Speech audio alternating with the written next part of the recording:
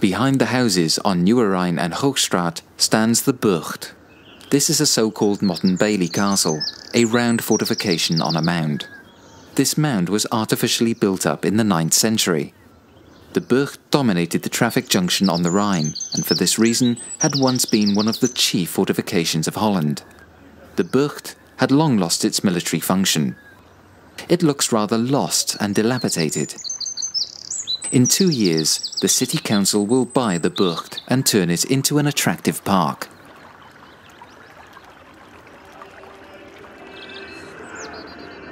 From the Burcht, you have a superb view of the Hooglandskerk, or Pancraskerk. When it was consecrated in 1314, this church belonged to Leiden4. Later, it became Leiden's second parish church.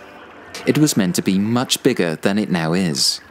Construction stopped around 1500 because the city was having financial problems. The height of the choir and the transepts show how vast it was meant to be. The low nave with the small belfry is essentially the 14th century church.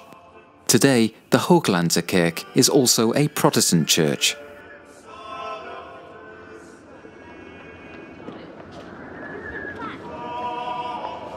Behind the Hooglandskerk lies Hooglandskerkracht. In 1611, the original canal was filled in. On the east side of Hooglandskerkracht lies the Lutheran church, hidden behind the houses. It is a concealed church. Non-Calvinist Protestants are allowed to have their own churches, and Catholic prayer houses are tolerated. But their church buildings must not be visible from the street.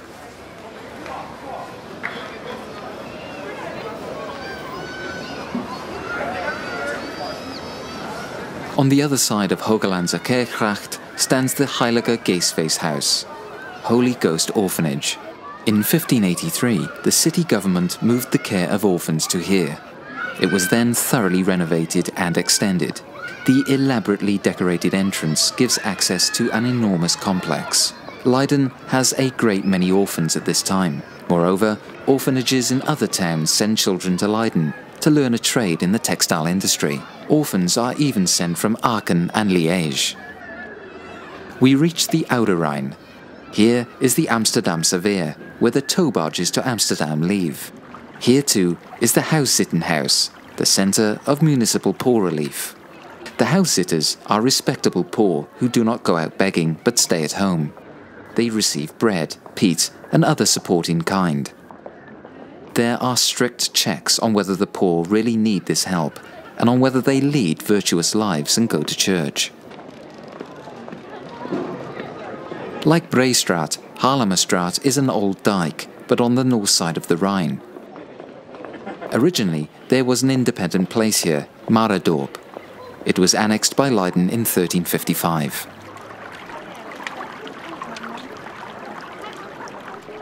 From the bridge in Haarlemmerstraat, we look out over the Mare. At the corner of Haarlemmerstraat and the Mare, there is a brewery. The trees in front of it shade the barrels of beer standing outside. The water for the beer comes from Rijnsberg in special ships. The water in the Leiden canals is too dirty to use for this. We continue along Haarlemmerstraat.